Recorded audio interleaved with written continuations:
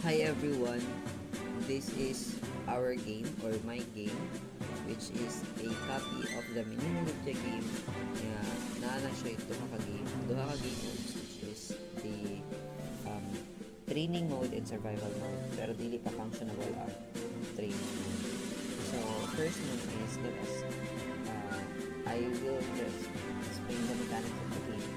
The mechanics niya is Minimulupya, na siya ay enemies, 5 ka buo, and then every time na mapatay mo ng enemies is mag-spawn siya every 10 seconds, and that is the survival. So kailangan naman siya mapatay kung nakuha mo score. And also ang mga character is makashoot siya, makalupad, mas nagja-jump siya, maka-walk, and jump sa map. Also that pag click that buttons is na siya background effects, pero dili siya natulog sa gameplay na ay something problem sa speakers. So natay duha ka game mode, which is the training and survival mode. Pag-ibatan na to siya din sa game. Dita is ang iyang shooting is na siya background effects, which is the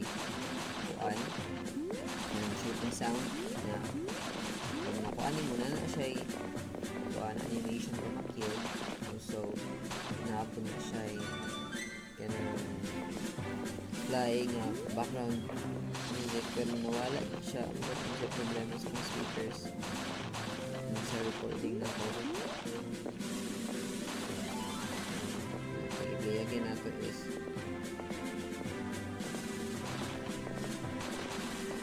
kung mapansin ninyo, nakalupad siya, nakapatay siya sa enemies, and pag nakapatay siya sa enemies is madungan mo yung enemy ko, which is the score.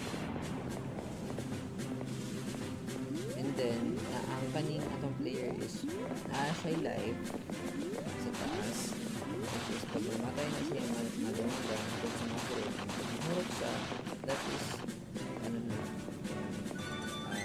game over siya.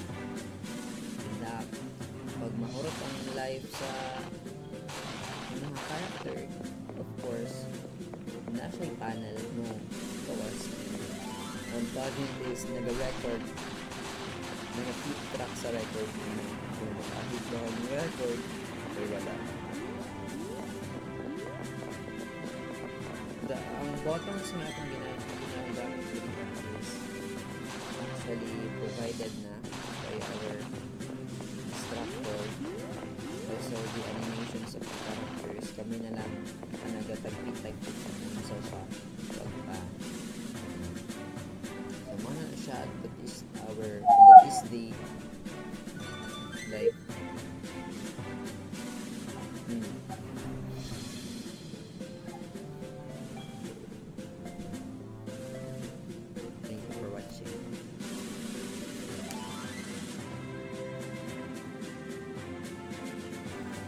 that's it. Thank you for watching my video.